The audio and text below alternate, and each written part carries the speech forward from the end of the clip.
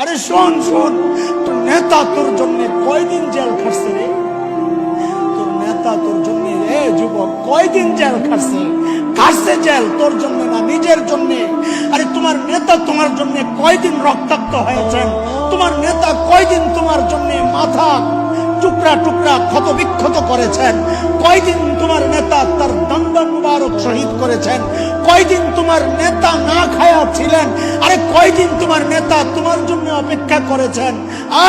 না চাইতেই মালিক এমন এক নেতা মুহাম্মদুর রাসূলুল্লাহ সাল্লাল্লাহু আলাইহি ওয়াসাল্লাম দিয়েছেন, যিনি আমার আর তোমার জন্য ক্ষত বিক্ষত হয়েছেন, যিনি আমার আর তোমার জন্য জেল কেটেছেন, যিনি আমার আর তোমার জন্য মাথা মুবারক তার ক্ষত বিক্ষত হয়েছে, দান্দান মুবারক শহীদ হয়েছে।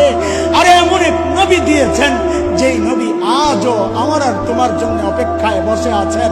আমরা যাব সুপারিশ কইরা মালিকের দরবার থেকে আমাদেরকে ছাড়াইয়া নিয়া এরপর আমাদেরকে নিয়ে জান্নাতে ঢুকবে। ওই কারীম রবের একটু লাস্ত করো। কেমনে গুনাহ করবা?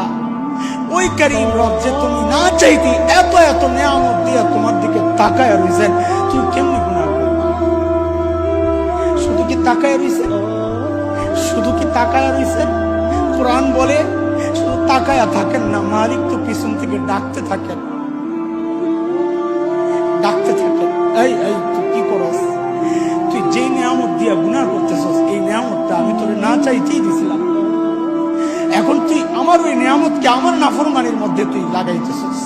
কোরআনের কথা, মালিক ঠিক ওইভাবে ডাকতে থাকেন, ইয়া আইয়ুহাল ইনসান মা গাররাকা বিরাব্বিকাল কারীম, মা গাররাকা বিরাব্বিকাল কারীম। ও মানুষ, মা গাররাকা বিরাব্বিকাল কারীম, ওই করিম রবের ব্যাপারে তোরে কেড়ে ধোকায় ফেলা দিল, কেন ধোকায় করে গেল? আরে আমি করিম রব না চাইতেই তোরে কত কত নিয়ামত দিছি। বলে কি দিছেন? বলে আরে জালিম, নিজের চেহারাটার দিকে তো আগে একটু তাকা। الذي خلقك فسواك فعدلك في أي صورة ما شاء।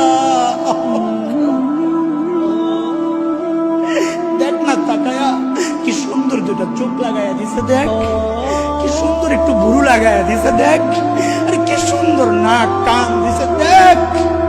তুই ওই চোখ দিয়ে আমারই নাফরমানি করতেছস।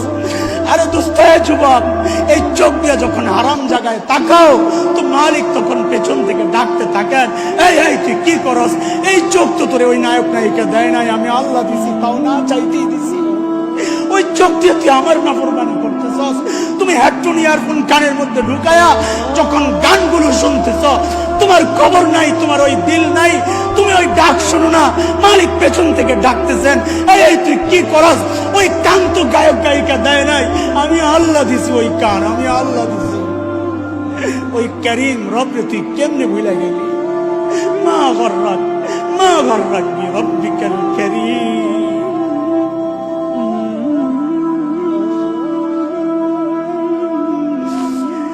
ভাই লাজ তো রাখি, এই লাজ তো রাখি যে এত এত নিয়ামত ভোগ কইরা ওই নিয়ামত দিয়া মালিকের নাফরমানি করতেছি, একটু লাজ তো রাখি।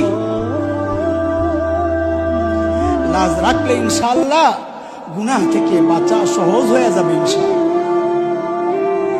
এই লাজ যদি দিলের মধ্যে বসাইতে পারি যে আমার মালিক আমার দিকে সরাসরি তাকায় রয়েছেন, ওত পাইতে রয়েছে, খাপ করে যে কোনো মুহূর্তে ধরতে পারেন। ইন্না আখযাহু আলীমুন শাদীদ, ধরলে মনে করেন হালকা ধরা ধরবে, ভয়ঙ্কর কঠিন এটা।